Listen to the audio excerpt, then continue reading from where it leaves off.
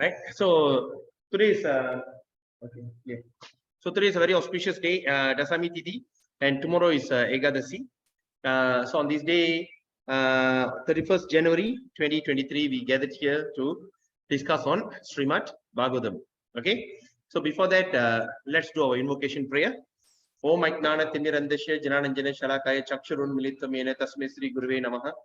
Sri Chaitanya Manobistam Stapidamena Bhutali Swayam Rupa Kada Mayam Dadati Swaparantikam Vandeham Sri Guru Sri Yutta Padakamalam Sri Gurun Vaishnavam Cha Sri Rupam Sagar Jadam Shaha Ganara Gunatan Vidam Tam Sajivam Satvaitam Savaduta Parijana Saitam Krishna Chaitanya Devam Sri Radha Krishna Padan Saha Gana Lalita Sri Vishakan Vidam Cha Namahum Vishnu Padaya Krishna Prishtaya Bhutale Srimade Jayapataka Swami Dinamine Namacharya Padaya Nittaya Kripa Pradayine Gaurakada Damadaya Nagaragramatarini Namahum Vishnu Padaya Krishna Prishtaya Bhutale Srimade Bhakti Vedanta Swami Niti Namine Namaste Saraswati Devi Gauravani Pracharine Nirvishesha Shunyavadi Pasachristarine Nama Om Vishnu Padaya Krishna Prishtaya Bhutale Srimade Bhakti Siddhanta Saraswati Namine Shri Varshabhanavi Devi Daitaye Kripabdaye Krishna Sambandha Vignana Daine Prabhave Namaha Madhuryojvala Premadya Sri Rupanuga Bhaktida Shri Gaura Karuna Shakti Vigrahaya Namustute Namaste Gauravani Shri Murtaye Dinatarine Rupa Nuga Viruda Pasidavanta Dvanta Harine Namo Gaura Kishoraya Sakshat Vairagya Murtaye Vipralambara Sambodhe Padam Pujayate Namaha Namo Bhakti Vinodaya Sachidananda Namine Gaura Shakti Swarupaya Rupanuga Varayate Gaura Virbhava Bhumestvam Nidasa Sajjana Priya Vaishnava Sarubhauma Sri Jagannatha Yate Namaha Vanchakal Patarubhyascha Kripa Sindhubevacha Paditanam Pavinebhyo Vaishnavevayo Namo Namaha Namo Mahavadanyaya Krishna Prema Pradayate Krishnaya Krishna Chaitanya Namne Garati Se Namaha Panchatattvatmakam Krishnam Bhakta Rupa Swarupakam Bhakta Avadaram Bhaktakyam Namami Bhakta Shaktikam He Krishna Karuna Sindhu Dina Bandho Jagatpade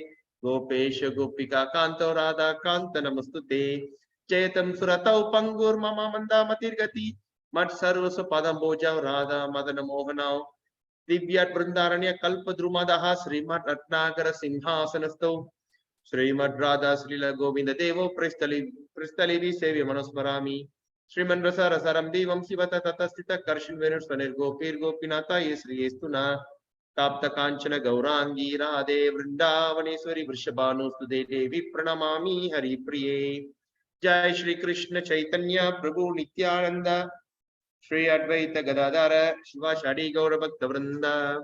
Together. Hare Krishna, Krishna Krishna, Hare Hare, Hare Rama, Rama Rama, Hare Hare. Hare Krishna, Krishna Krishna, Hare Hare, Hare Rama, Rama Rama, Hare Hare. Om Namo Bhagavate Vasudevaya, Om Namo Bhagavate Vasudevaya, Om Namo Bhagavate Vasudevaya. Janmadhyasya Anvayatmitarascharte Swabhijnasvarat Tene Brahma Hridaya Adi Kavaye Muyyanti Yat Surayaha Tejo Vari Mridanyata Vinimayo Yatra Trisargo Marsha Damna Svena Sada Nirasta Kuhakam Satyam Param Dhimahi Narayanam Namaskritya Naram Chaiva Narottamam Devim Saraswati Vyasam Tato Jayamuride Udirai Nasta Preso Vidresu Nityam Bhagavata Sevaya Nityam Bhagavata Sevaya Aya Bhaktir Bhavati Bhaktir Bhavati Naisti. House got distracted. Can you chant the mantra, Prabhu? Can, Prabhu. Yeah. Nasta Prayesu Abhadresu Nityam Bhagavata Sevaya. Nasta Prayesu Abhadresu Nityam Bhagavata Sevaya Bhagavate Uttama Shloke Bhaktir Bhavati Nishtiki. All right. Okay. No, because I'm here, suddenly somebody came in and I got distracted. Hare Krishna. So today is, as I said, so welcome all for our today's discussion on Srimad Bhagavatam, the topmost Purana. Okay, so before we start, let's do this Where is it? All right. Okay. The prayers of Sanatan Goswami. Sarva Shastradipi Yusa Sarva Vedeka Satpala Sarva Siddhanta Ratnadya Sarva Lokeka Drikprada Sarva Bhagavata Prana Srimad Bhagavata Prabhu Kalidvan Dodita Ditya Sri Krishna Parivartita. Okay, will I read, Prabhu? Hari Prabhu. Yes, O Prabhu. Srimad Bhagavatam, O nectar churned from the ocean of the Vedic scriptures, you are the most prominent, transcendental fruit of the Vedas and are enriched with the jewels of all philosophical conclusion. You grant spiritual vision to all the people of the world and are the very life breath of the Vaishnava devotees. O Lord, you are the sun which has arisen to dispel the darkness of Kali Yuga. Actually, you are Lord Krishna who has returned among us. Hare Krishna. Hare Krishna. Paramananda Pataya Prema Varsyaksarayate Sarvadas Sarvasevyaya Sri Krishnaya Namostume. Next.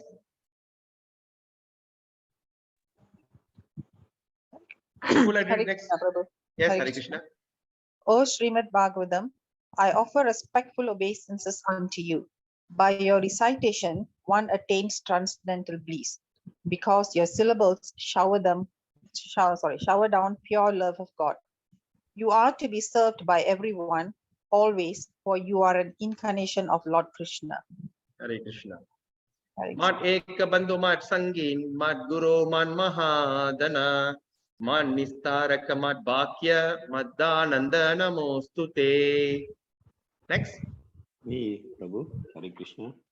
O Yes, Srimad Prabhu. Bhagavatam, O my only friend, companion and teacher, O my great wealth and deliverer, O my good fortune and bliss, I offer respectful obeisance unto you. Hare Krishna. Prabhu. Asadu Saduta Daim Nati Ni Chochakta Kara Anamuncha Kadachin Mang Premna Ritkanta Yoshpura. Next. Can I come back, Prabhu? Hare Krishna. Yeah. You are here. O Srimad Bhagavatam, O bestower of saintliness of the unsaintly, O uplifter of the most fallen, please never leave me, accompanied by pure love of Krishna. Please manifest yourself in my heart and throat. Hare Krishna. Haribol. Okay. Thank you so much. So today we are going to continue from chapter 9. Do you remember which verse we stopped last week? 26. All right. Because in my house computer I saved, but here not saved. All right. So for those who are coming for a first time, okay, just want to give you an update. All right. Here the topic that we are discussing is the passing of Bhishmadev. All right. Passing of Bhishmadev in the presence of Lord Krishna. Okay. And so in 23, what we have read here, okay, the personality, I mean, Bhishmadev is advising who? Yudhishthira. Yudhishthira is the elder brother of the Pandavas. Okay. Oh, personality, the personality of Godhead who appears in the mind of a devotee. All right. See, this is a very interesting verse we discussed last week, right? So the person who appears, all right, how? In the mind of the devotee. When he will appear? By attentive devotion, meditation and chanting of the holy name. So I think we discussed this in a very much great length and detail in last week session. So that means when we engage with full attention, right, attentive devotion and meditation at the same time by chanting the holy name. All right. So what will happen? Releases the devotee from the bondage of fruitive activities. All right. So the bondage of fruitive activity is something that is a really a terrible thing to happen. All right. Everyone is suffering because of this bondage. And where he will release at the time of quitting the material body. right? So then in 24, we read this. May my Lord, who is four-handed and whose beautifully decorated lotus face, and with eyes as red as the rising sun, is smiling. Kindly await me. That means he's asking Krishna, please wait. Kindly await me at the time moment when I quit this material body. So Bhishma has this power that he can quit his body whenever he desires, right? So he is asking Krishna, please wait until I quit my material body, because quitting the material body in the remembrance of Krishna is a very auspicious thing to happen, right? So, okay.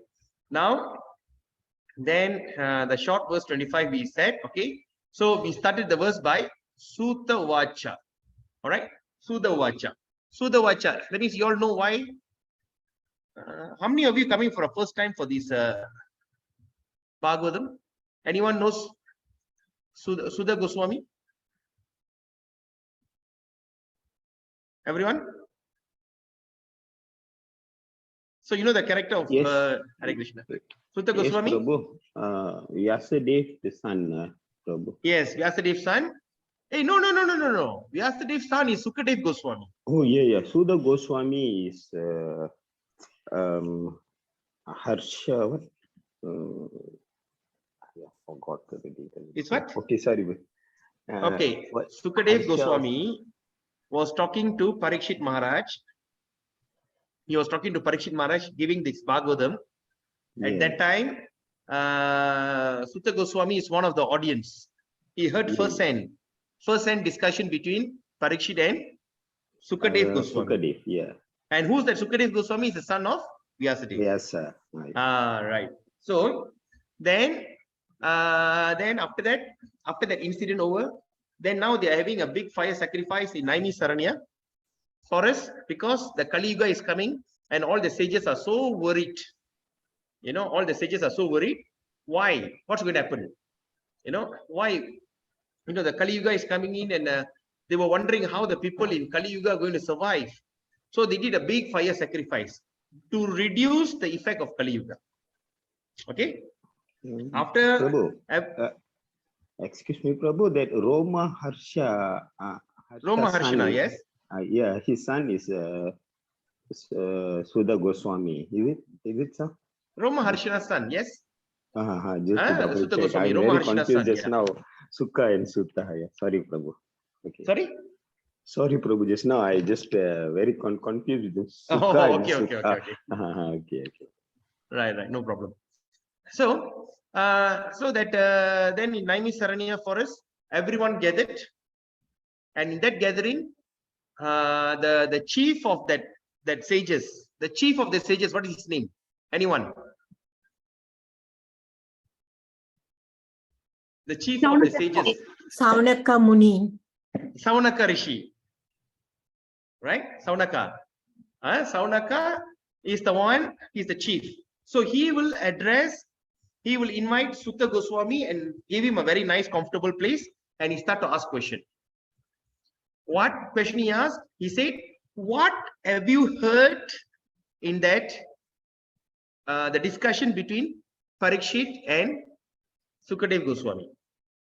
What did you hear? Please tell us. We want to know. All right. But I want to know after you understood the subject matter, after you assimilate the topic, then tell us. So that means what Sukadev Goswami spoke to Parikshit is already a cream, and the thing is digested and further explained, narrated by Sutta Goswami, it becomes even more sweeter. All right. So that's why the Saunaka will ask, please tell us. All right. So now the Sutta Goswami, that means he was telling the story, what happened in the conversation. Now Sutta Goswami is coming and saying, you know what he says? He says, Sutta Goswami said, Maharaj Yudhishthira, after hearing Bhishma Dev, okay, Maharaj Yudhishthira, after hearing Bhishma Dev speak in that appealing tone, all right, asked him in the presence of all the great rishis. How? He asked him, who asked? Maharaj Parikshit, Yudhishthira, okay, asked Bhishma Dev, okay, in front of all the great rishis. In front of all the great rishis, he asked, what he asked? About the essential principle of various religious duties. That means, imagine when you have expert all around you, right? And you're going to ask the grandfather. All the rishis are great expert in devotional service, right? Expert in Vedas, right? But when everybody is gathered there, but Yudhishthira asked the question to Bhishmadi, right? And let's see what is that thing, right? So now we're going to do 26, right? So how are we going to pronounce, say this? Purusha. Okay, S at the dot at the bottom, we're going to pronounce as Sha. Try. Sha. Put your tongue. Sha. Yeah, Sha. So Purusha. Sva. S means Sva. Whenever there's a S dot, so we're going to say it as Sha. So Sva. Purusha. Sva. Bhava. Okay, there's a A with a thing, so we call Bhava. Okay, then Vihitan. Vihitan. Okay, then Yata. Yata.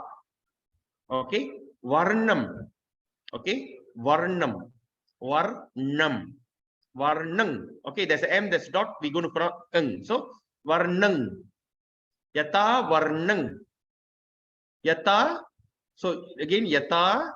Okay, there's a S with apostrophe. Malarishna. We're going to call it as Sha. Shampoo. Shampoo. Kila dot rinchina. Sha. Mala apostrophe rinchina. Sha. Okay. Popotriyo. Illa ore marla. Pronunciation vare. All right. Sha. Okay. Yata. Yata. Shramam. Shramam. Okay. Vairagya. Vairagya. All right. There's an A. So we're going to go to Vairagya. Rago. Okay. You see the R. Then you see the O. Naturally you pull the raga. So adukku neenga onnu line la poda thevilla. Just to remind you where to pull the raga. So Rago. Oh, sorry. Rago pa di byam. Rago pa di. D, right? D-H-I, D, all right? D, byam, byam, byam, okay? Amna, na, to, okay, there's a O, we can pull the raga. Okay, O, we can pull the raga. O, amna, to, baya, not baya, baya. Amna, to, baya, lakshanam, okay, as the Sha. So Lakshanan, Lakshanan. Okay. Okay, now let's try. Purusha Swabhava Vihitan Yata Varnang Yata Shramam Vairagya Ragopadibhyam Amnato Baya Lakshanan Purusha Swabhava Vihitan Yata Varnang Yata Shramam Vairagya Ragopadibhyam Amnato Baya Lakshanan. Again, Purusha Swabhava Vihitan Yata Varnang Yata Shramam Vairagya Ragopadibhyam Amnato Baya Lakshanan. Okay. Hare Krishna Prabhu. Try, Prabhu. No, I like your style. Hare Krishna, Prabhu. The what do you call, worried about how I'm going to say. Yeah, no problem. Purusha Swabhava Vihitan. Vihitan. Vihitan. Yatha Varnam. Yatha Shramam. Vairagya Rago Padibhyam Amnato Vaya Lakshanan. All right. Okay, almost there. Okay, good try. Next.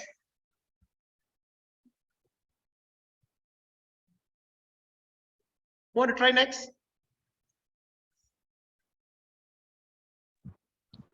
Hare You Krishna. try? Yes. Purusha Oh, no, 1 second. Yes, yes. Purusha swabhava vihitan yata varnang yatha shramam Shramam. shramam vairagya ragopadibhyam amna tobaya lakshanam Tobaya. amna tobaya lakshanam. Tobaya Lakshanan. Oh, very good, Mataji. Very good. Thank you, Hare Krishna. Prabhu. Yes, nice, very nice. Anybody else? Okay, now we have Dr. Tinesh. Manu. Okay, Manu Mataji. Yes. Hare Krishna Prabhu. Hare Krishna. Purusha swabhava vihitan yata varnam yata sramam vairagya ragopadibhyam ragopadibhyam amnato baya lakshanam. Very good. Very good. Okay. Okay, Dr. Tinesh.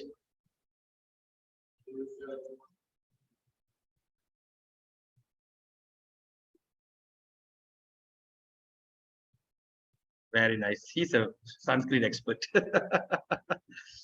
Uncle, try.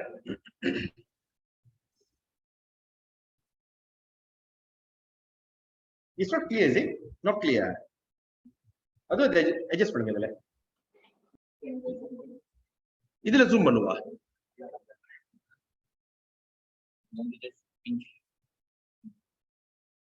Oh, I see. Oh, I didn't know that. Oh, I learned something new today. Okay.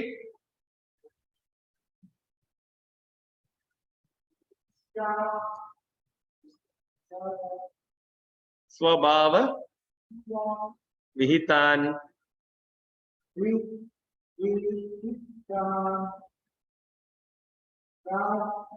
Yata Varnang Yata Shramam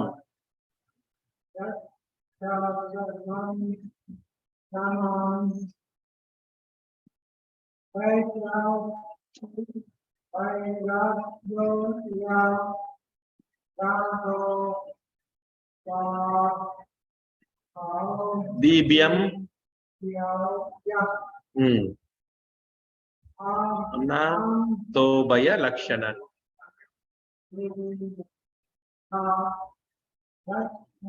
Very good. All right, my father-in-law at last he tried. All right. Okay. So anybody else want to try? We try, Prabhu. Siva here. Yes. Purusha svabhava vihitam yada varnam yada samam vairagya ragopadibhyam amnato baya lakshanam. Very nice. Lakshanan. Very nice. Very nice. Fantastic. Hare Krishna.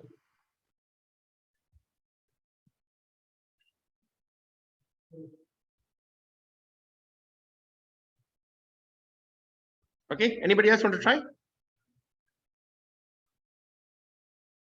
Oh, you cannot see. Okay.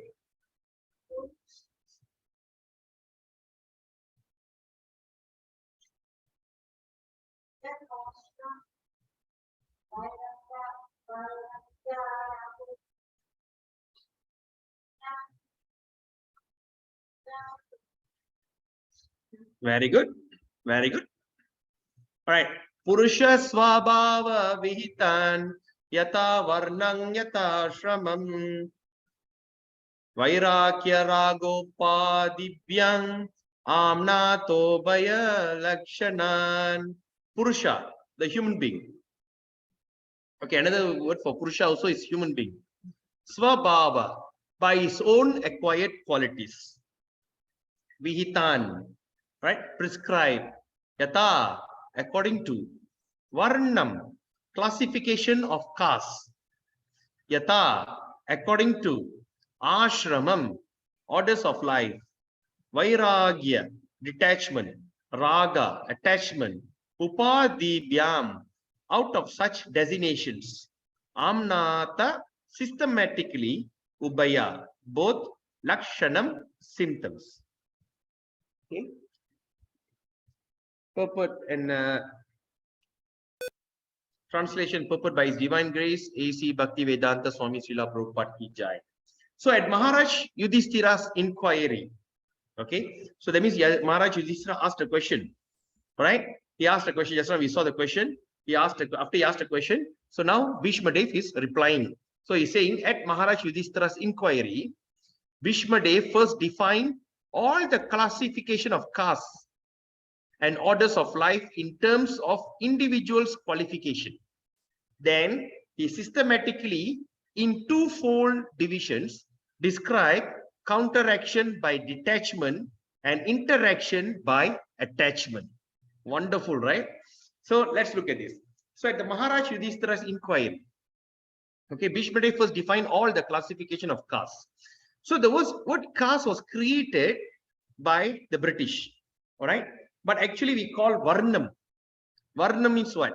Varnam means according to our nature of job, all right? So Varnam. So classification, so he defined all the classification of castes, right? All the Varnam and orders of life. Okay, what are the orders of life in terms of individual qualification? That means according to somebody, individual qualification. Then he systematically, that means systematically, he in twofold division. All right, and what is the twofold division? That means counteraction by detachment. That's first. Second is interaction by attachment. So this is what that Yudhishthira, Sutta Goswami was telling. So this is what we're going to study in this as we go on in this chapter. So what we're going to learn is systematic. We're going to study the twofold division. That means described counteraction. Okay, by detachment. How we're going to counteract things by detaching, by being detached. At the same time, how we're going to interact with attachment. Okay, all right. So let's look at the purport. So the conception of 4 castes and 4 orders of life, as planned by the Lord himself in Bhagavad Gita 4:13, is to accelerate transcendental qualities. All right. For what? So the Varnam and all these things was created. All right. So the what they call the Varnam or the caste system was created to accelerate. Okay. To accelerate the transcendental qualities.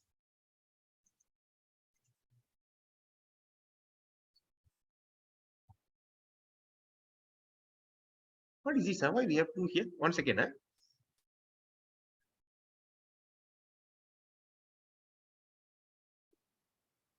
Oh. Okay, one second.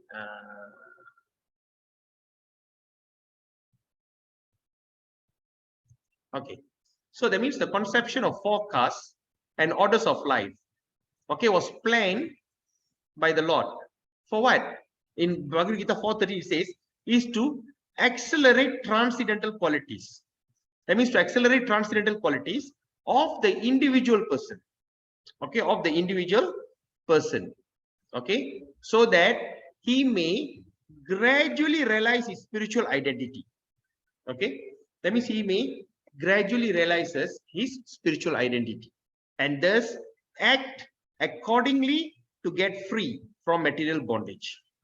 Okay, so this is something that we're going to see in this verse. All right, example, we have seen like the story of Janaka Maharaj. He became perfected with devotional service, Karma Yoga, right? Karma Yoga, Janaka Maharaj. He was perfected by prescribed duty, sorry. Janaka Maharaj, Janaki's husband, the Ram's father-in-law. So he became perfect by prescribed duties. All right.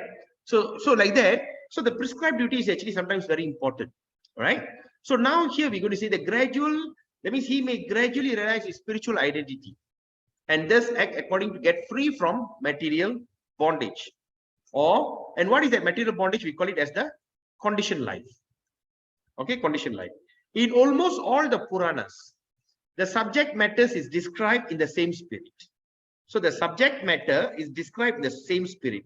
And what is that spirit? All the Puranas, what we actually study, that gradual realization of spiritual identity. Gradual realization of spiritual identity.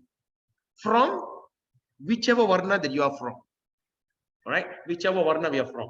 We can be a Varna from Brahmana. We can be a Kshatriya. We can be a Vaishya. We can be a Shudra. We can be even outcast. All right? The low caste, Chandalas, Malichas. Doesn't matter. But our duty is to gradually realize of our identity. All right? And that's what is matter that that is spoken by. It's almost all the Puranas. The subject matter is described in the same spirit. Right?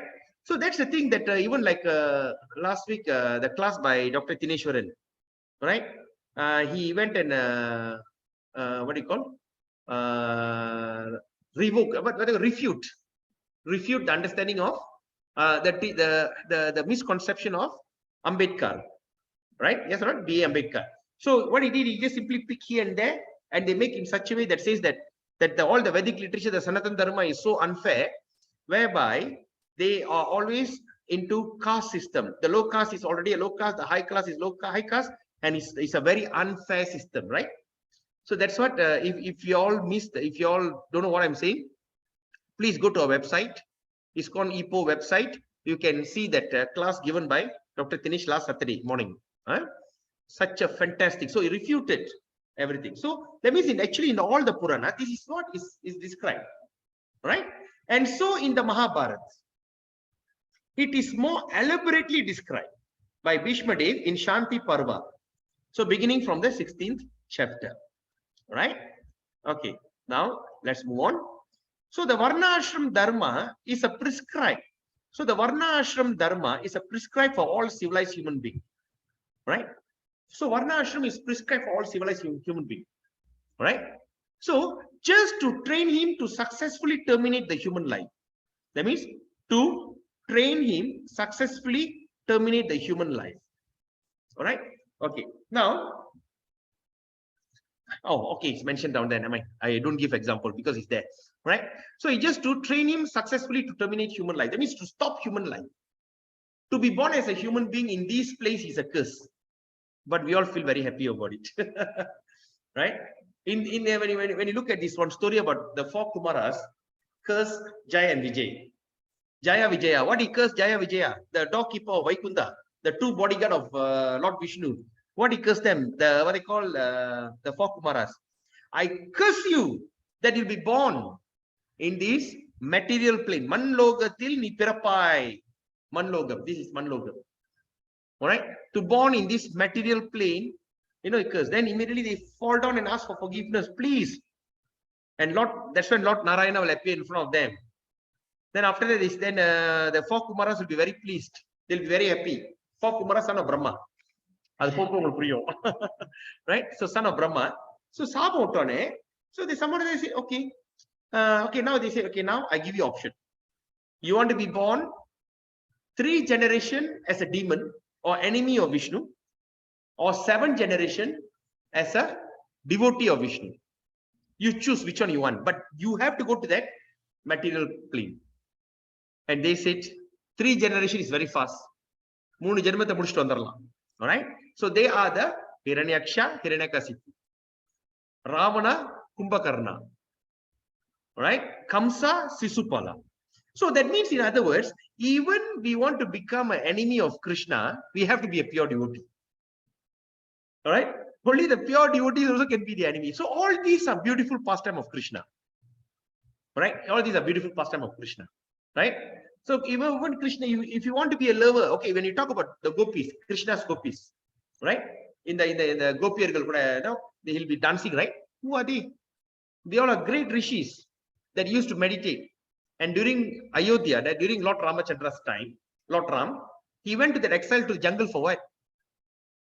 Why you need to go to jungle? I mean, you need to vanish to this thing for what? Right? Because we see, oh, the father, because of Kaikeyi, the mother Kaikeyi said, you have to go to the jungle, forest. All right? You have to be banished. But why actually went? He can say what? Where got such thing? The prince who's supposed to be the king can get banished, right? But why did he go? Because he wants to go and give darshan to all the yogis who are doing severe austerity, tapasya. You know, he wanted to go and give them. So when he went there, what he did? He said, next, I will come in the form of Krishna and all of you will become my gopis. Right? So the gopis are also the pure devotee of Krishna. And for all of your information, you and I are also pure devotee of Krishna. We are all pure soul, pure devotee of Krishna. But since we fell from this material plane, I mean, it fell into a material plane, right? Wonderful. So we fall into that material, what they call a plane, right? And we've forgotten our original self, right? Just like the Jaya Vijaya was given 7 births as a devotee or 3 births as a demon. But that option was not given to us. So we have taken how many births? Millions and trillions of births in this material world. And we suffered terribly, right? Yes or not? We have suffered so terribly. Okay, so that means by nature, all of us are eternal servant of God, and we have our spiritual body there.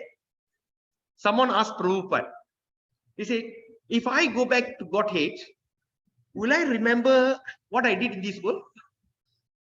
Did you have that question? Anyone had that question? If I go back to Godhead, will I remember my life here, my wife, my children, right? Will I remember or not? So what did Prabhupada say? It is something like a nightmare. It is just like you are just awakened from the dream and thinking, oh my God, I had a terrible nightmare. Right? So that's the thing. All right. So anyway, so that means the Varna Ashram Dharma is something that Prabhupada really stressed. Prabhupada really wanted to create this Varna Ashram Dharma. The division is very important. Right? The divisions are very important. So it's prescribed by the civilized human being just to train him to successfully terminate human life. All right. Say, like, for instance, those days, the one who makes mridanga is the parambara. Right? That means my great grandfather was making mridanga, and from this is my varna, the mridanga maker. You know, if he's a pujari like Panda in Jagannatha Puri temple, in Panda, you know, in Tamil we call Pandaramla. So they Panda in Jagannatha Puri temple, this is parambara from the day one. Sometimes they ask, why if I go to Jagannath Puri, they just take, hey, give me money, dakshina. Why? Why they ask, give me dakshina, give me money? Why? Because they really want to prevent the sons to go out and look for a job. They want to carry on with their parambara, right? So now what happened, when all these things are all given up, right? The parambara tolil, when we give up, and we went to something else and somebody else come to all this thing, the whole world became a mess, right?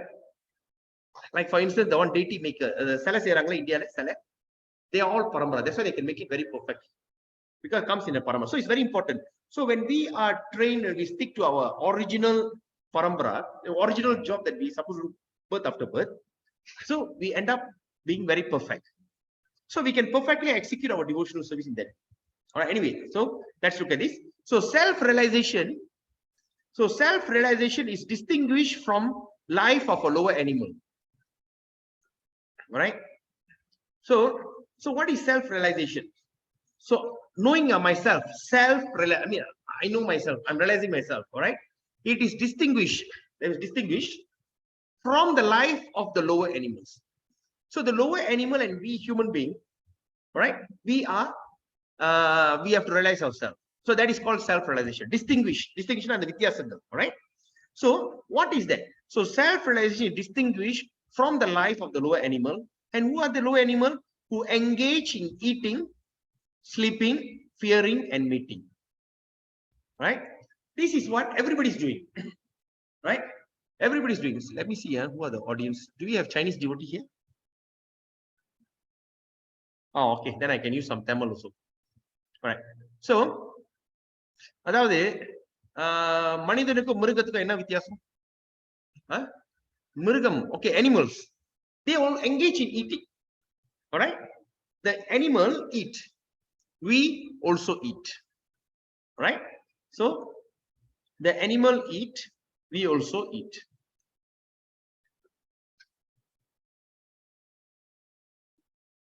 We are not a fallen angel, we are the fallen souls. Mira asking a question, are we like fallen angels? No, we are fallen souls. We fell from that spiritual place. All right. Anyway, so that means if you look at the lower animal, are engaged in eating, sleeping, fearing, and mating. So when we look at this now, we also are doing the same thing, right? Right? We eat. The animal also eat. Right? Second, we sleep. The dogs on the street also sleep. What is the difference? No difference. Right? Of course, they sleep on the normal place, but of course, humans sleep on a comfortable bed. But still, the sleeping is same. Third is fearing. Right? Fearing, scared of things. Right? Animal also fear. We also like to put lock all over our house. We put CCTV and everything. Why? Fear. Right? We also fearing. And mating. Mating means what? They produce animal, and we human also produce children. Sorry, the animal produce children. Human also produce children. Right? Huh? Offspring. Okay. Somebody corrected my English. Offspring. So the animal produces offspring. The human produces children. So what is the difference between human and animal? They also can talk. How you know they cannot talk? They talk to their language. மனிதனுக்கும் மிருகத்துக்கும் என்ன வித்தியாசம்? மனிதன் தூங்குறான், மிருகமும் தூங்குது. மனிதன் வந்து பிள்ளைய பாதுகாக்கிறான், மிருகமும் அது குட்டிங்களை பாதுகாக்குது. ரைட்? மனிதன் பயந்துகிட்டு இருக்கான், மிருகமும் பயப்படுது. ரைட்? அனிமல்ஸ். தென் மனிதர் வந்து பிள்ளை குட்டிகளை உருவாக்குது, அதே மாதிரி அந்த மிருகம் நாய்க்குட்டி அது குட்டியை உருவாக்குது. அப்ப மனிதருக்கும் நாய்களுக்கும் என்ன வித்தியாசம்? மனிதனுக்கும் பன்னிக்கும் என்ன வித்தியாசம்? மனிதருக்கும் புலிக்கும் என்ன வித்தியாசம்? There's no difference. So we have not revived our original self. That means we still are on an animal platform. You understand? So அப்ப இதுல என்ன சொல்றாங்கன்னா, so that means eating, sleeping, fearing, and mating. So Bhishma Dev advised all human beings of 9 qualification. So Bhishma Dev is giving advice to the all human beings. All right, 9 qualification. That means what? What are the qualification? Number 1, do not to become angry. All right. So the one of the qualification that Bhishma advises. Okay, let me highlight. Okay, this is very interesting. What? All right. So Bhishma Dev advised all human beings of 9 qualification. And what is the first qualification? Not to. Number 1 is not to become angry. All right. Number 1, not to become angry. Okay. Also for you. All right. Not to become angry. Number 2, not to lie. Don't tell lies. Number 3, to equally distribute wealth. Don't be a miser. Equally distribute wealth. All right. Number 4, to forgive. And number 5, all right, number 5, what he says? To beget children only by the own legitimate wife. To produce children only from our wife. Right? Not from anybody else. Right? Number 6, to be pure in mind and hygienic in body. That means to be clean. Okay, when we talk about cleanliness, what is cleanliness? Whenever we cut our fingernails, we have to take a bath. Right? Whenever we cut our fingernails, we have to take bath. Whenever we cut our hair, we have to take a bath. We have to take bath. Whenever we go to toilet, we have to take bath. That is cleanliness, hygiene. All right. And minimum, we have to take bath minimum 2 a day. First thing, upon awaken. After you wake up, we have to take a bath. Right. And second, in the evening. Why we have to take bath after waking up? All right, I remember reading somewhere, I can't recall. I think it was from Bhakti Siddhanta Saraswati Prabhupada Maharaj. I think in one of his class, he said, the time we sleep, right? The time we sleep and wake up, they call Nitri, right? The time is considered we are like date. We are date. All right, we are date, right? So when we wake up, we come back to life. So that's why we have to take bath upon awaken. Right? We have to leave the house only after taking bath. Like some people, they say, oh, I know a friend in Ipoh, that guy will never take a bath in the morning.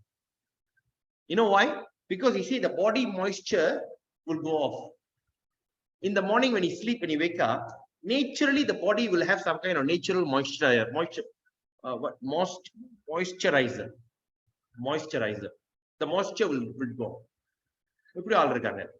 We have to take bath minimum. First thing in the morning we wake up, we have to take bath. Right? And it's very inauspicious. We leave the house and go out and talk using without taking our shower. Right? So, and secondly, of course, after we pass motion. Right? After we pass motion, we have to take bath. So these are the basic qualities. This is the question they'll ask you in initiation. In initiation, they'll ask you when you should take bath. Remember, first when you cut your fingernails, second when you cut your hair, right? Third when you go, like nowadays you go to the shop, you know, sometimes now it's quite weird. When you go to barber, they'll wash your hair, then only they cut. Usually you have to cut your hair, then wash, right? Now anyway, so okay, it's like that. So to be pure in mind and hygienic in body, okay, and not to be inimical toward anyone. All right. Number 8, to be simple. Simple. Right. Number 9, to support servants or subordinates. Okay. To support servants and subordinates. Nowadays, we see that so many servants are beaten badly. The workers are not treated nicely. Right, especially the foreign one. Okay, so to support servants and subordinates. So these, that means what Bhishma say, one cannot call himself civilized. A person is not civilized without acquiring above mentioned preliminary qualities. Preliminary qualities means what? Basic qualities. Right? So besides this, the Brahmanas, okay, besides this, the Brahmanas, who are the intelligent men, right? Second, the Kshatriya, the administrative men. Number 3, the mercantile community, all right, and the laborer class, all right, laborer. Okay, what they need to do, they must acquire special qualities in terms of occupational duties mentioned in all the Vedic scripture. All right, they have to acquire special qualities. Okay, give you an example. A Brahmana cannot tell lies. Shouldn't tell lies. A Brahmana shouldn't tell lies. A Kshatriya shouldn't tell lies. But a Vaishya is allowed to tell lies. Who is Vaishya? Businessman. Right? The Brahmana cannot tell lie.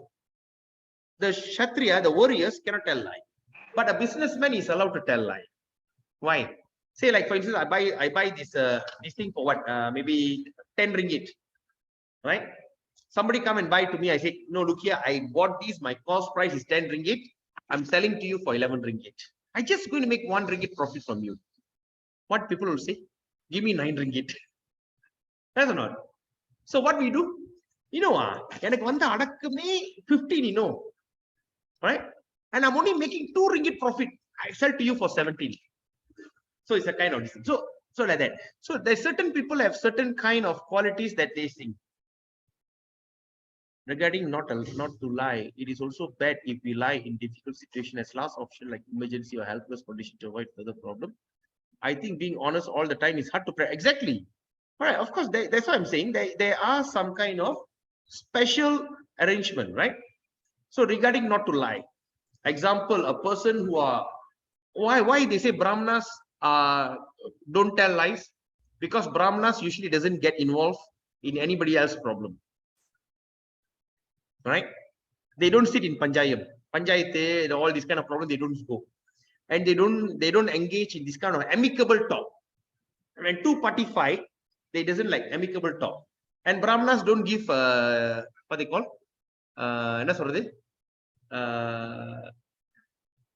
in court, what they call saksi, right? They don't stand witness. Right? They don't go and sing, okay, they usually don't do all these kind of things. So that means naturally they avoid all these kind of situations. I'm talking about the real Brahmanas, the pure ones. Right? And when you talk about Kshatriyas, Kshatriyas do not need to tell lie because they don't justify things. Right? When they call for a fight, they just fight. All right? And they die in fighting, they find it that is very glorious. So they do not need to justify. So the lies and all these things happen when we try to justify things. All right? But of course, this is what they call in case of emergency and everything. All right? That is exceptional. All right? Okay.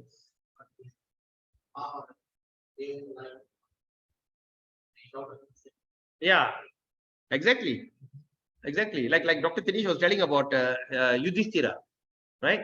Because Dronacharya cannot be killed. Dronacharya is very powerful and he only can die if the son get killed. Right? But at the same time, the son also will have a long life.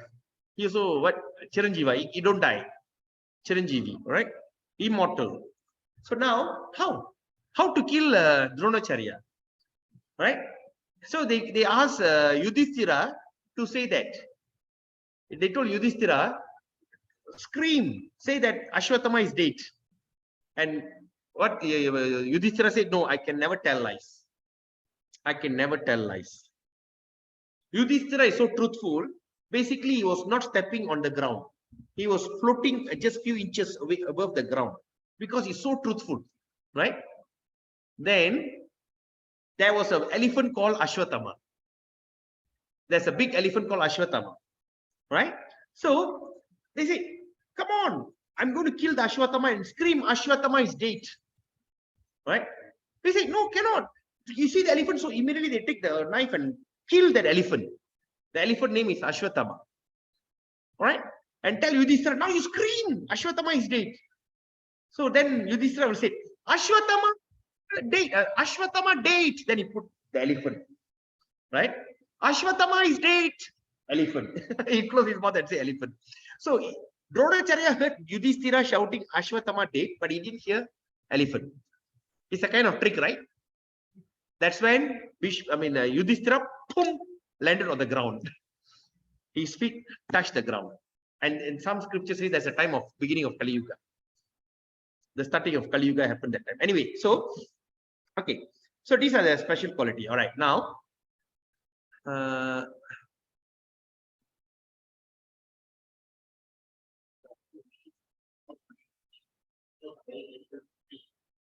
yes, definitely.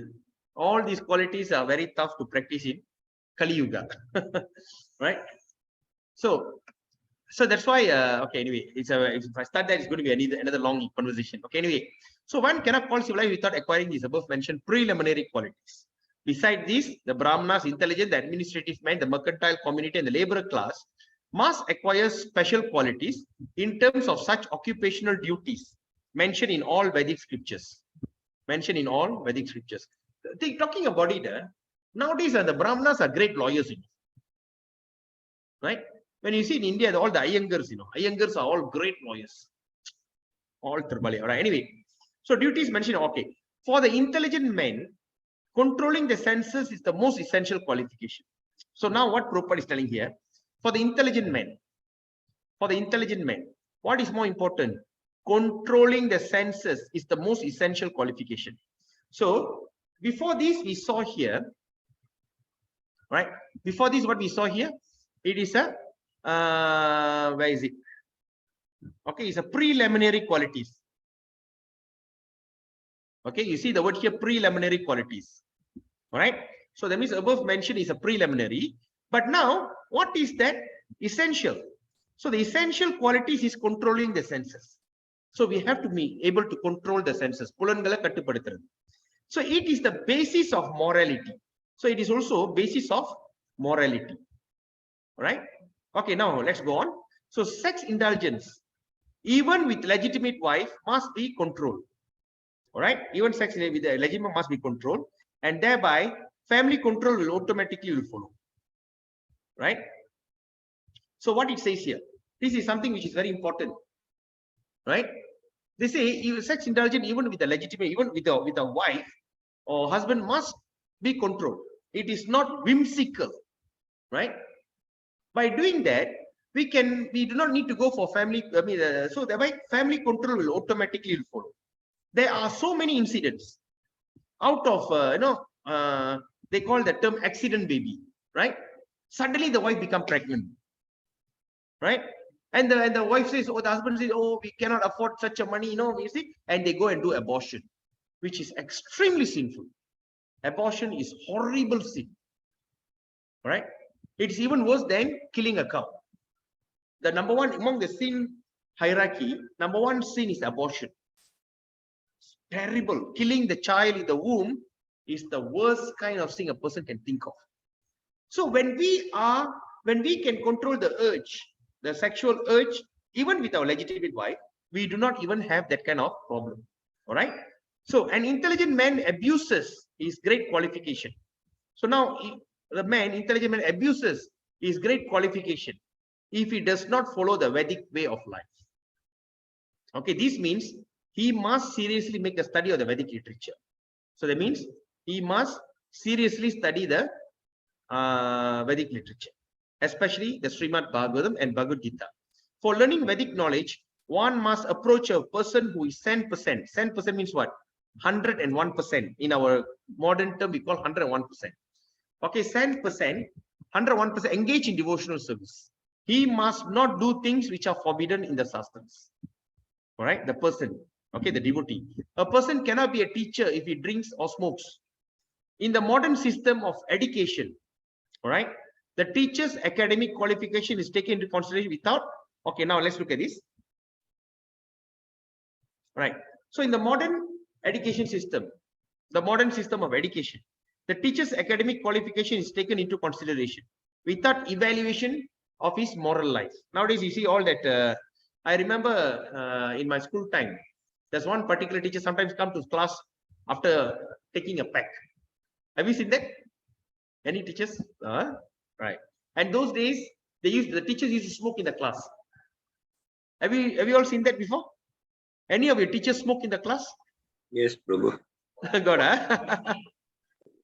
Ring. Smoking in toilet, that is okay. That is okay. Somebody saying something? Siva Prabhu, is it? Yes, Prabhu. The one that pipe type, that told me, teach me Bhasha Malaysia. He will always smoke there every time he come and teach Bhasha Malaysia. Yeah. Exactly. Even there'll be an ashtray in my class. I got few of my teachers used to happily be smoking in the class. Smoke. All right. So it's like that. Okay. Anyway. So therefore, the result of education is misuse of high intelligence in so many ways. Anyway, a Kshatriya. Okay, that means that's just now we talk about the Brahmanas. Okay, now the Kshatriyas, the member of administrative class, is especially advised to give charity and not to accept charity in any circumstances. So that means a Kshatriya or the warrior is the people who give charity, but they do not accept charity in any circumstances. Okay, even they got nothing to eat, also they cannot go and ask for help, right? That's the Kshatriya Dharma. Okay, so modern administrators raise subscription. Nowadays, modern administrators raise subscription for some political function. So that means nowadays we see, when they're going to have any function, any rally, they ask donation. Right or not? Like the political party, whatever political party we are involved, they ask donation, we give donation for their party. So now that's what is happening. They raise fund. Subscription means they raise fund for some political function, but never give charity to the citizen because they suffer everything. And in any state function. So sometimes when you see any state function, when all these people come, okay, they will give a miserable wheelchair to one person, all right, and they take a photo and put in a big propaganda, right? And they give for one spectacle or some kind of school bag and all this kind of thing, okay? So it is just a reverse in the injunction of the Shastra. It's just reverse. So the administrative class must be well versed in the Shastra, but must not take to the profession of teacher, okay? So that means the administrative class, that means the Kshatriya, also must not take to the profession of teacher. They shouldn't be a teacher. The administrators should never pretend to become non-violent. All right. So this is the thing. So the administrator should never pretend to become non-violent and thereby go to hell. That means a warrior shouldn't come, or any kind of political and administrative people they shouldn't pretend to be non-violent. Who is the great pretender of non-violence? Mahatma Gandhi, right? He was telling non-violent, but he created, there's a new research found that he's that destroyed India. The India became three-part, all right? Because he is non-violent. Pakistan, Bangladesh, and India, right? East Pakistan, West Pakistan, and India was all divided. And of course, there's certain places, right? So all these kind of things. So that means the administrator should never pretend to become non-violent. An administrator is a firm person, right? He must be very firm in his undertaking, right? He is an administrator. He administrates. A king, a politician, a leader. A leader cannot be like Monja, right? A guy without backbone. He must stand firm, right? He has to be firm. So if he doesn't do that, he thereby go to hell because of that. So when Arjuna wanted to become non-violent, example, when he wanted to become non-violent, coward on the battlefield of Kurukshetra. Okay, he wanted to become a non-violent coward in the battle of Kurukshetra. He was severely chastised by Lord Krishna. All right, he was fired by, not Krishna. How he chastised? What is the word he used? What is the translation? From where the impurities came. Yeah, from where these impurities came to you, right? What is it? From where the impurities came to you? Then unbecoming coming of this Kshatriya. So is Krishna will be like wondering, dear Arjuna, where these impurities came to you? This unbefitting a person who are knowledge, right? Or the translation, a person with knowledge or something like that, right? It doesn't befit a intelligent person. That is Pandita. What is that verse?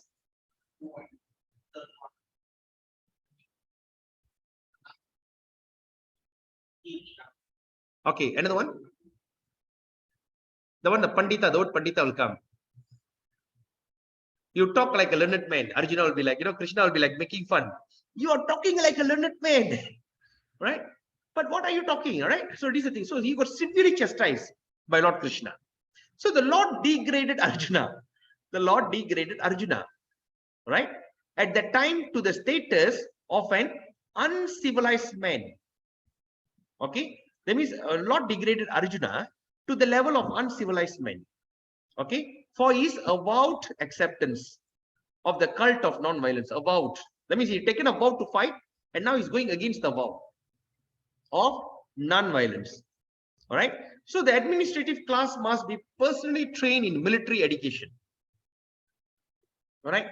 That's why in those days, the Kshatriyas automatically, when say like for instance, when we go to Brahmanas, will go to Gurukul, they study the Shastras, right?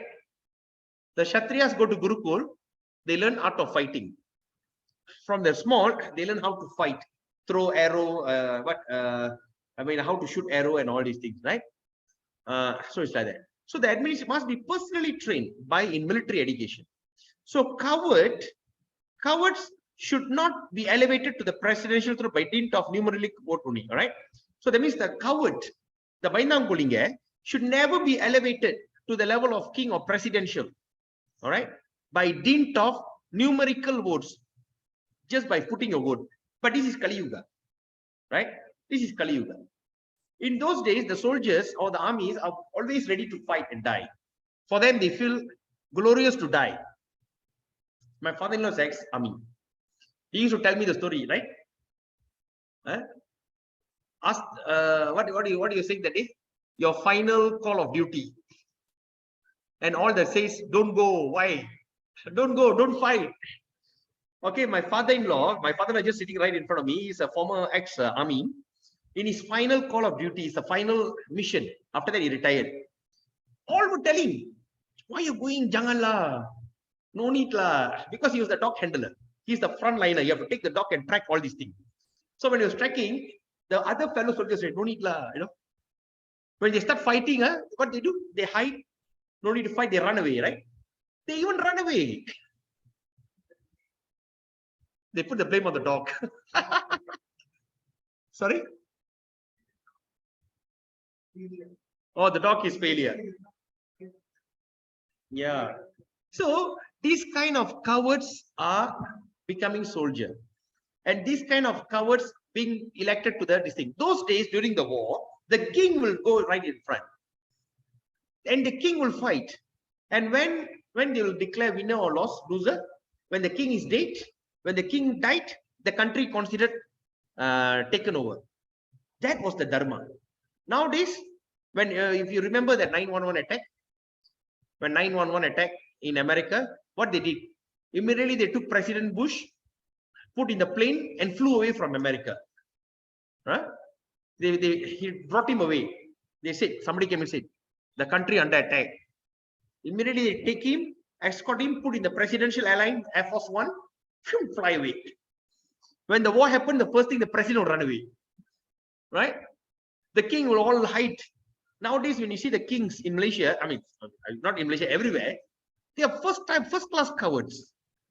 Right? They don't have that kind of the valiant in them. All right. So anyway, so okay. So the monarch were all chivalrous personality. The monarch, I mean the king, are all very brave people, and therefore monarchy should be maintained, provided the monarchy is regularly trained in the occupational duty of a king. All right. So this is what supposed to be. So it's supposed to be a monarchy. Why monarchy? The father is a king. Automatically, the elder son will become a king. So there's no infighting, right? Not like here fighting this party and that party fighting. When they give all the, when this party wins, he makes sure that he supports. All these kind of things will never happen. I mean, talking about the real one now, right? So in fighting, the king or the president should never return home without being hurt. Anything. Another, Danu Dharma. Danu Dharma means the art of the Shastra for the war. So Danu Dharma. Danu means the arch and everything, all right? It says in fighting, the king or president should never return home without being hurt by enemy. After you go to war, you come back very fresh, you are considered disgrace. You must have some mark. You must have some wound, some bullet wound, right? So the so-called king today never visits the war field. He is very much expert in artificially encouraging the fighting. Strength in the hope of false national prestige. Like example, like Hitler, all right? As soon as the administrative class is turned into a gang of mercantile, all right, now let's look at this. So as soon as the administrative class, all right, that means they turn into a gang of mercantile and laborer men, the whole machinery of government become polluted. That means the entire what do you call it? The political that party is run by mercantile businessmen, right? When we study about this the American history here, when you study, because I've studied American history before, they say, when you see when JP Morgan and before that what they call Vanderbilt, all right, when these kind of guys were creating America, right, they usually give a huge donation to the president, like Lincoln, like President Lincoln and all this. They give a huge donation to them to control them, right? So like very these things like JP Morgan, all right, and nowadays like Donald Trump, you know, all these, they like to control the government, like how the Donald Trump became the president of America. A businessman became a president. The whole system went haywire, right? Right. A lot of business, the American also, all kind of nonsense things happen. Anyway, and second is laborer. Right. When you see in UK, they have a Labour Party. Right. Even in Malaysia, also we have Labour Party. What was the party name? I don't mention him anyway. So anyway, we have, so all these kind of things, whole government machinery will become polluted. Okay, now let's look at the Vaishya, the businessman. Is a member of mercantile community, especially advised to protect the cows. So the job of a businessman, Vaishya, right, like businessmen, like all these people like Chettiar, Reddyar, Shetty, then who else, Pillais, and all these mercantile people, what is their first job is to protect cows. So cow protection means increasing the milk production, right? Namely curd and butter. Agriculture and distribution of the foodstuff are the primary duty of the mercantile community. So what is the primary duty? Okay, that means agriculture and distribution of foodstuff. All right, this is the main primary duty of the mercantile or business, the Vaishya community. Okay, backed by education in Vedic knowledge and they are trained to give in charity. So the main job of these people, they will give a lot of charity. So as a Kshatriya were given charge of the protection of the citizen. So the Kshatriya protects the citizen. Vaishya given the charge of protection animals. Animals are never meant to be killed. Right? Animals are not to be meant to be killed. Killing of animal, right? Killing of animal is a symptoms of barbarian society. Anyway, so killing of animal is a symptom of barbarian society. Right? Barbarian society, because it's very unfair. Right? A chicken can live up to 2 years. I think the lifespan of a chicken is 2 years, right? If you leave the chicken naturally. So what happened if the chicken supposed to take form of a human? If a person was given a body of a chicken, he have to finish his quota for that 2 years. But what we do, we inject every 3 months, we kill the chicken. So the chicken have to be born again, kill again, born again. So we are checking on that progress, right? The cow can live up to 20 years. But nowadays the cows are slaughtered in 2 years old. When they're 2 or 3 years old, the cows get killed. All right. So this kind of thing. So that means he says killing of animals. All right. Killing animal just to satisfy our tongue is a barbarian society. So for human being, agriculture produce fruits and milk are sufficient to compatible foodstuff. Okay. The human society should give more attention to animal protection. Right. Even they say the human society should give more attention to animal protection. So the productive energy of the laborer. Okay, now let's look at the laborer. So the productive energy of the laborer, what happened, is misused when it's occupied by industrial enterprise. So now when you see a lot of industries coming up, the factories and everything, so that means the laborer's product energy has been misused, right? Industry of various types cannot produce the essential need of a man, all right? We can have big industry. Now when you talk about civilization, like Para now, Para is going to be Para Sejahtera in 2030, right? And this year, 2023, is Tahun Melawat Ipoh. Have you noticed that? It's Tahun Melawat Ipoh, you know. Now Tahun Melawat Ipoh. Time this year is to visit Ipoh. And they are simply building. Because in this modern society, all right, civilization means when you convert the green jungle into concrete jungle. Right? In Ipoh, we hardly heard about high-rise building. All right, we had 2 before, long time ago, and that also was failed. Now it's abundant. But now there's so many condominiums are coming up here. All right, any given land they're building condos. Everyone is doing. Why?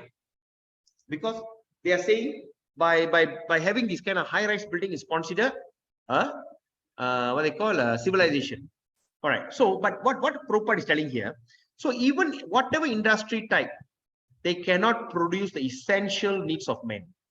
What man needs? He needs rice, he needs wheat, he needs grains, he needs milk, he needs fruits and vegetables. This is the basic thing a human being needs, right? But they are artificially destroying everything, right?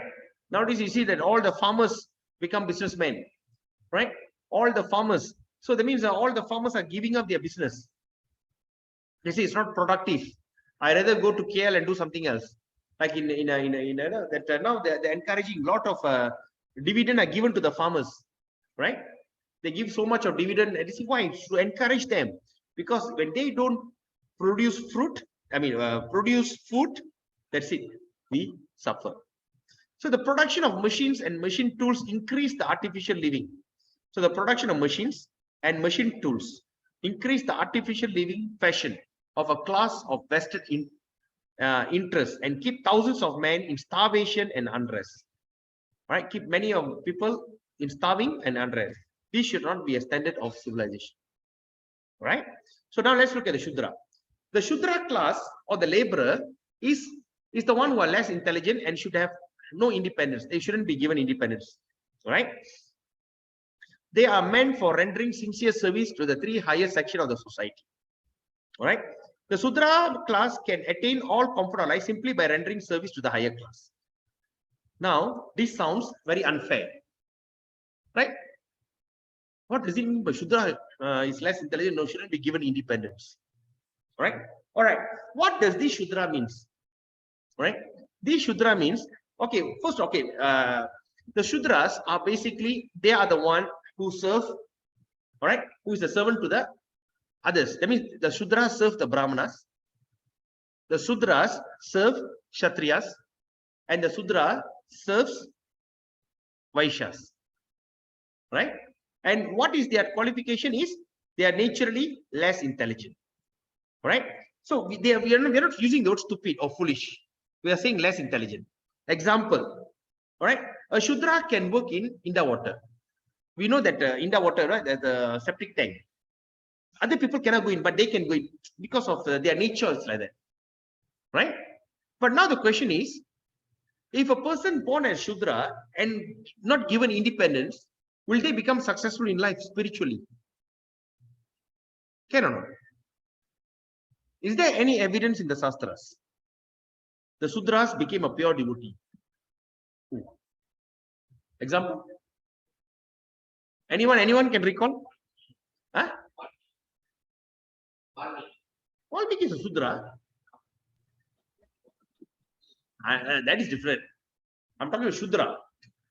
Hunter is like, they are like, what they call, they are like Katijati. They are this thing, but I'm talking about Sudras. Vyasadi is Sudra? Yeah. Vyasadi is Mother Sudra. She's a fisherman. Narada Muni. Exactly. Who said that? Me, Prabhu. Meena, yeah, I can't see anybody's face. Oh, Logesh. Oh, Logesh. Ah, yes. Very good. The most successful Sudra is Narada Muni.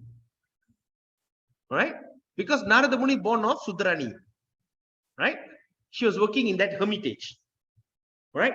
But Narada being born as Sudra and he became the most celebrated sage. Right? Right. Okay. Anyway, that's out of the topic. Let's look at this first. All right. So, okay. It is especially enjoined that Sudra should never bank money as soon as Sudra accumulated wealth. All right. Now, let's look at it. As soon as Sudras accumulate wealth, it will be misused for sinful activities in wine, women, and gambling. Right? So now, when we see, when a Sudra start to make money, especially we are talking about Kali Yuga, we are not talking about different Yuga, Kali Yuga. When Sudras start accumulating, what they will do? Right? They will immediately invest in this kind of sinful action like wine. Because for Sudras, drinking wine is permissible. Right? But others are not allowed. So that means they will start to invest in wine, women, and gambling. Right? So wine, women, and gambling. So wine, women, gambling indicates that the population is degraded, all right, into the Sudra quality. Okay, for instance, just now I say the Vaishyas are not allowed to tell. Vaishyas can tell lie, but Brahmana, Kshatriya cannot tell lie, correct? Yes or not? But Sudras, they are allowed to drink wine. The Sudras can booze, you know, and they also can have this kind of illicit relationship, right, with women, right, like prostitutes, and they also can allow to gamble. All right. So this is something allowance given to the Shudras. All right. Now, so example, I think we will study this as we go on in Srimad Bhagavatam. The town planning. When those days when the king plans a town, all right, what is the first thing you will set? He will set his palace. Second is he will plan for the prison. Third, he planned for brothel. Brothel. Right? Brothel means what? Prostitution center. So the prostitution center was even available during that Vedic times. It's a Vedic way of town planning. Right? So that means they have that brothel. Why? So that the person who are in the mentality of Shudra, who cannot control the senses. Right? So less intelligent and high intelligent, what is the difference? Less intelligent means they couldn't be able to control their senses. The high intelligent means they can able to control the sense. That's the difference, right? So that means when these kind of people, to prevent from rape and all this kind of thing, there's a setup they used to do. So now what Prabhupada is telling here, when wine, women, and gambling, all right, indicate the population is degraded to less than Shudra quality. That's what Ajamila did, right? When Ajamila went to the forest, he saw a Shudra and the prostitute was having sex. That's when he got attracted, right? Ajamila. So the same thing here. So that's why we are following the four regulative principle. What is the four regulative principle? No intoxication like wine, no illicit sex like having relation with the prostitute, and no gambling, right? And at the same time, no meat eating. Why? And why we are telling no onion and garlic? Because onion and garlic was not a Vedic food, first of all. It was something that brought over by the Pathans, right? By the Pathans. Because the onion usually they use for cooking meat. When you cook meat with onion, it enhances the taste, right? Okay, anyway. So that is why we are saying don't do these four things. When you don't do these four things, you are elevating yourself from Shudra quality. You got it? We are coming up from the Shudra quality, right? But nowadays in Kali Yuga, we see it become very common, right? Like drinking. Nowadays, you see that even the father and son also drink together. Cheers. Right? It become very common. Why? Because in Kali Yuga, that's what happened. Everybody Shudra, right? Anyway, so the higher caste should always look after and the maintenance of the Shudras. So they have to look after them and maintain them. That's why the king will create all these kind of places. Like in India, you know, they create this kind of wine shop. Wine shop. Why they create the wine shop? So they don't go into this kind of any illegal kind of alcohol. When illegal kind of alcohol happens, it's even worse, right? So they must maintain them. Okay. And they should provide them with old and used garment. Anyway, a Shudra should not leave their master when the master is old and invalid. And the master should keep the servant satisfied in all respect. That means the master must respect them.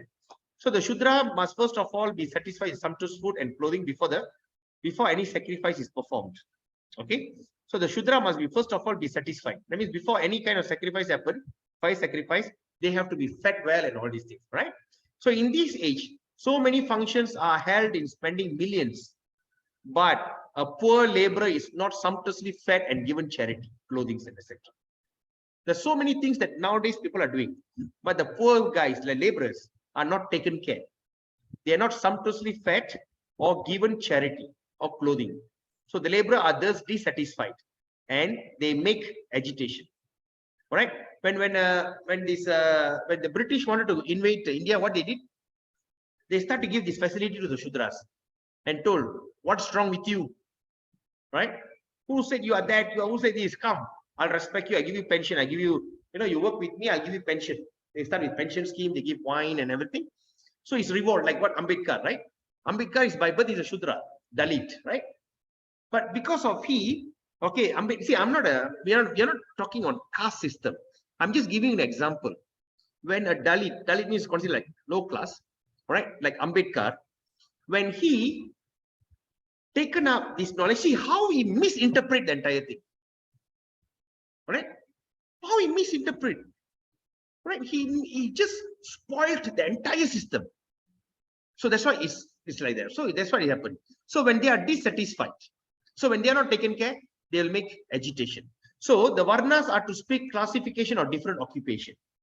And Asrama Dharma means gradual progress in path of self-realization. So path are interrelated and one is dependent on the other.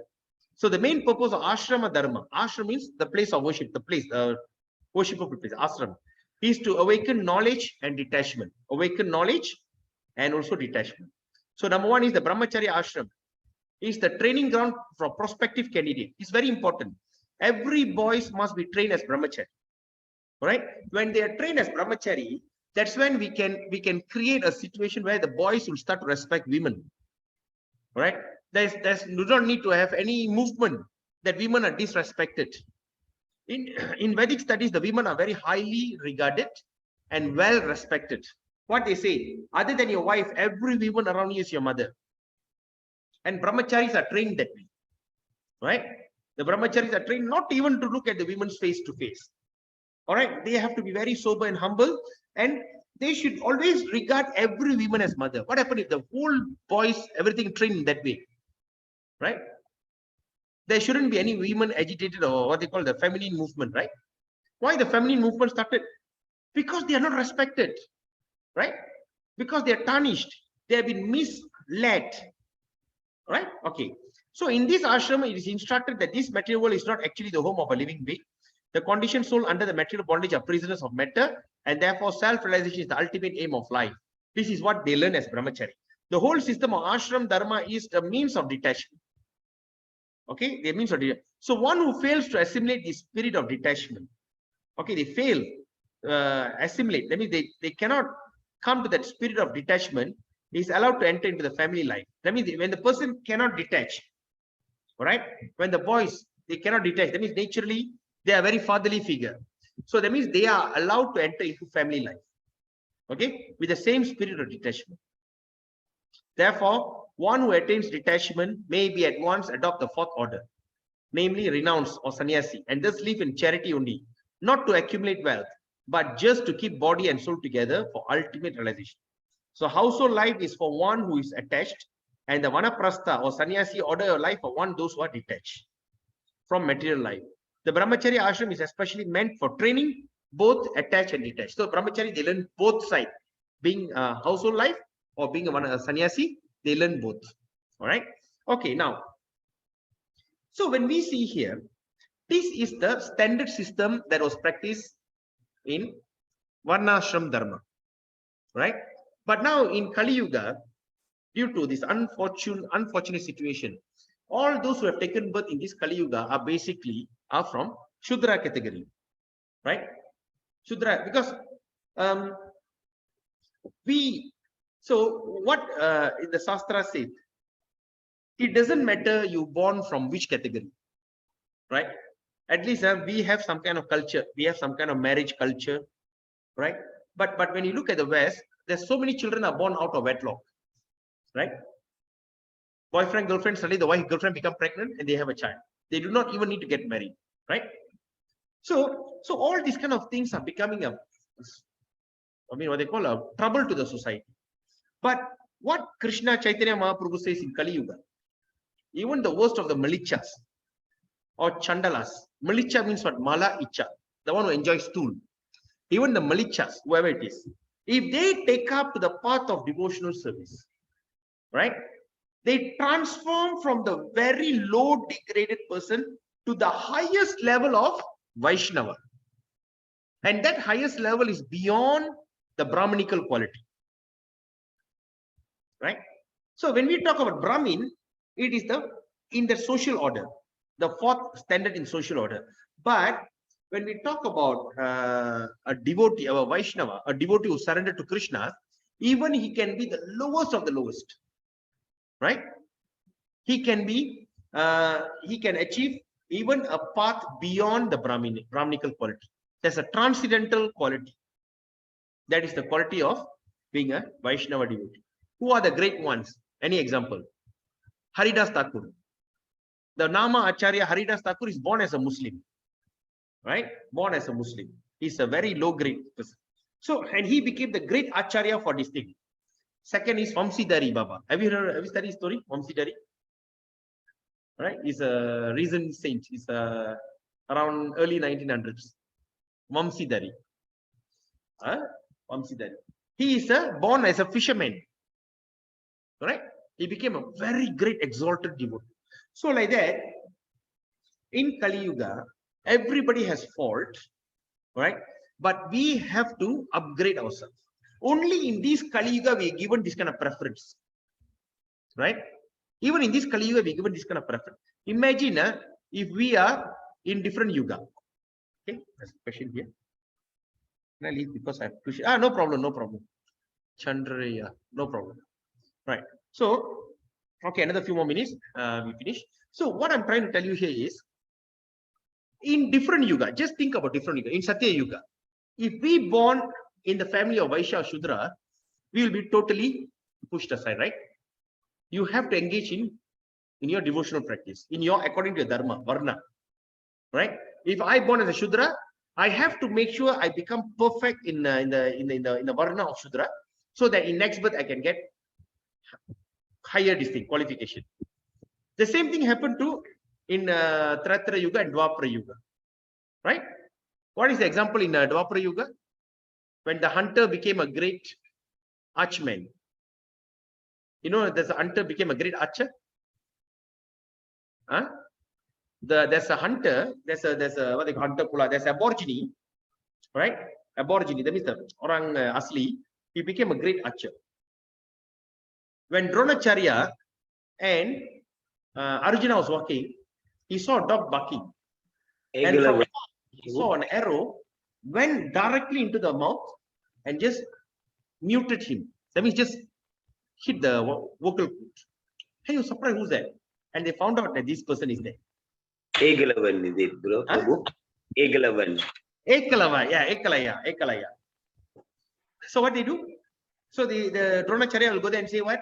Well, how come? Oh, I made a statue of Dronacharya, right? And always look at Dronacharya and do. And he says, now you have to give me Guru Dakshina. And what is the Guru Dakshina? Give me a thumb.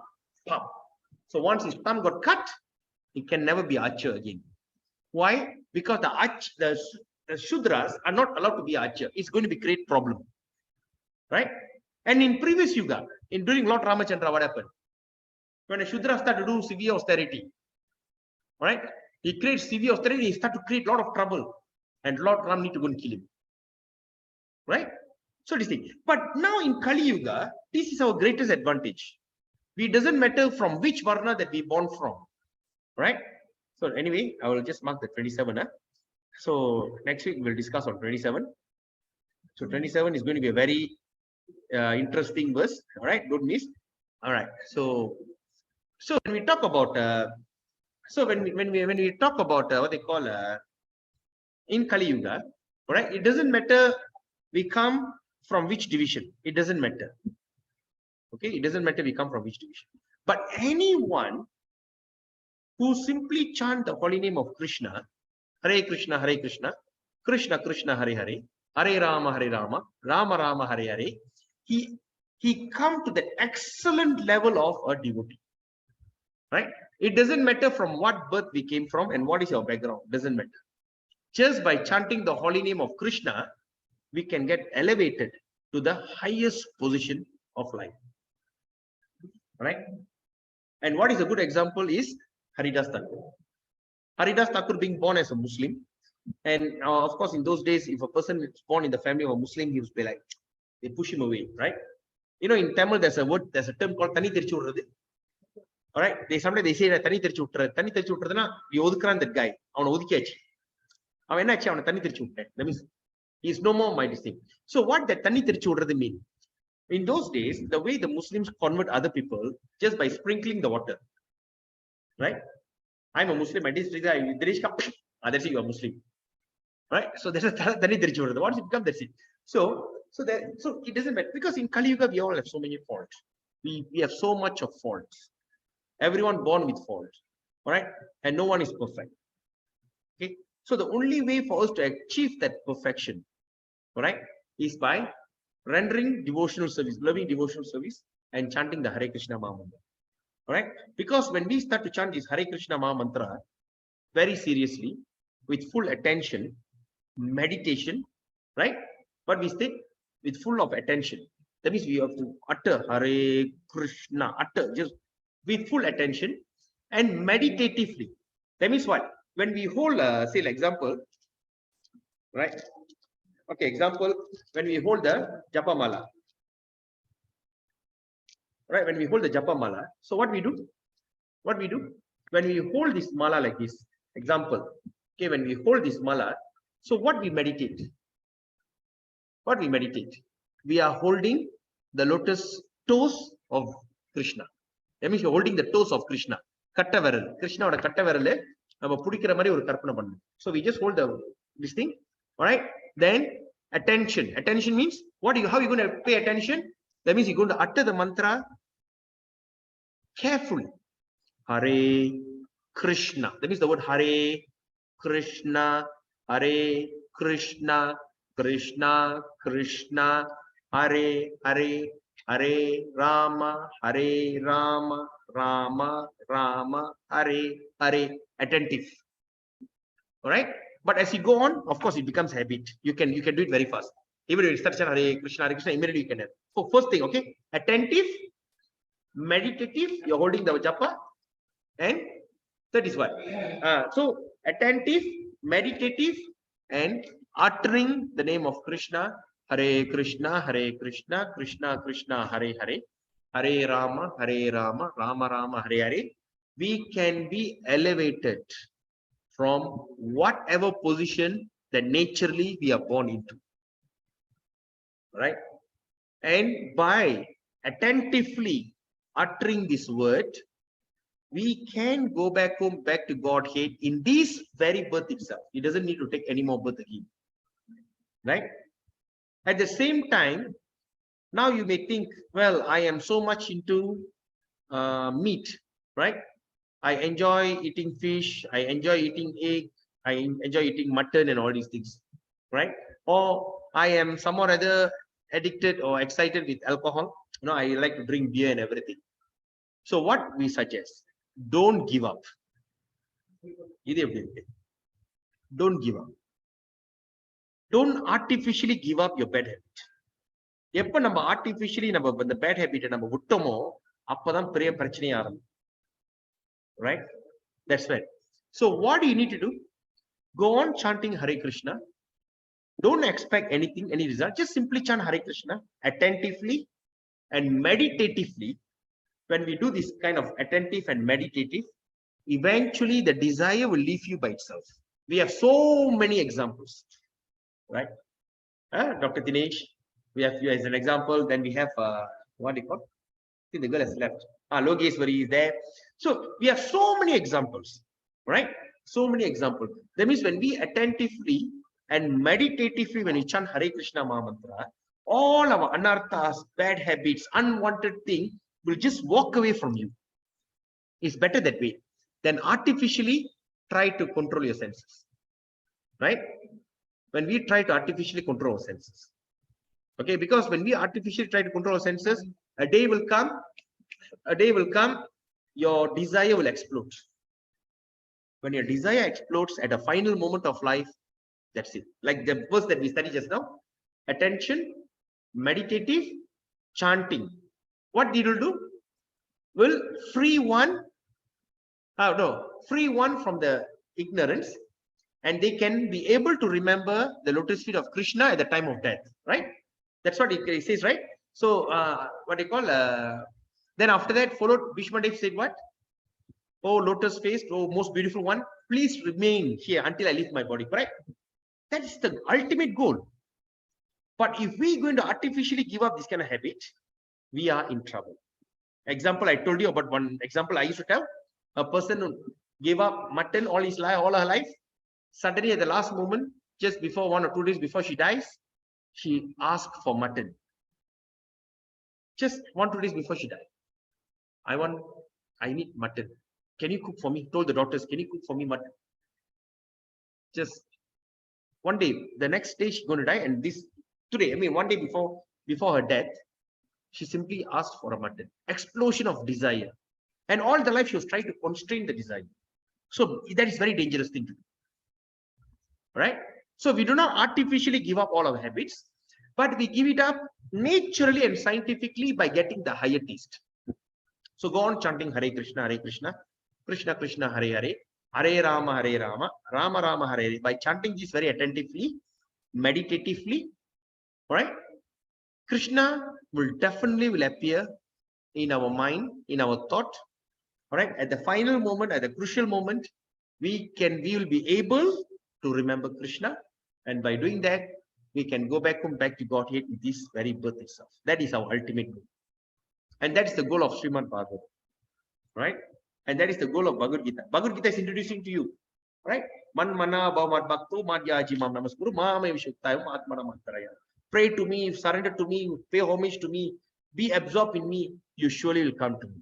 Then after that, Krishna says, Man mana bhavat bhakto madhyaji mam namaskuru mame satyamte, right? Satyamte, God is giving you promise. What else do we need now? Isn't that very convincing? Maybe we cannot trust a fellow human being, right? People cannot keep their promise, but there Krishna is giving promise. What verse is that? Chapter 18, 1865. 1865. Man mana bhavat bhakto madhyaji mam namaskuru mame shashi satyamte. I promise you this. When you absorb in me, you pay homage to me, you fully absorb in me, I promise you this, you will come to me. All right. So God gives promises. So after that starts Bhagavatam. In Srimad Bhagavatam, it gives all the things. First 9 canto will teach you about all the varieties of the testimonies of all the devotees. What is the testimony of all devotees? We call it as prayer, right? Like last session, we studied about prayer of Queen Kunti. Now we are studying about demise of the passing of Bhishma and all his prayer. Like that, there will be so many prayers and so many things, pastimes and everything. All this is getting prepared so that we can go to the ultimate chapter, canto 10. Because if we go there, if we are not very qualified or this thing, we may not appreciate the canto 10. Because that is the ultimate Rasa Lila, the love potency of Krishna. Right? So, so don't miss this rare opportunity. All right. Chant the holy name. It's very simple. Hare Krishna, Krishna Krishna, Hare Hare, Hare Rama, Rama Rama, Hare Hare. And just by simply repeating these, we can achieve, a person can achieve perfection. All right. So, is there any questions, any comment? Prabhu, just one question. Yeah. This Ambedkar, he is a very intelligent man, and don't you think then he has broken the chain from the lowest Sudra status and progressed to a better Varnasramam? Can't we put him on somewhere higher? Because he's very intelligent and very sublime personality. Even he taught Gandhi on so many times on a certain dharma to be followed, but Gandhi refused, because Gandhi is not a Hindu, he's a Pranami. Gandhi.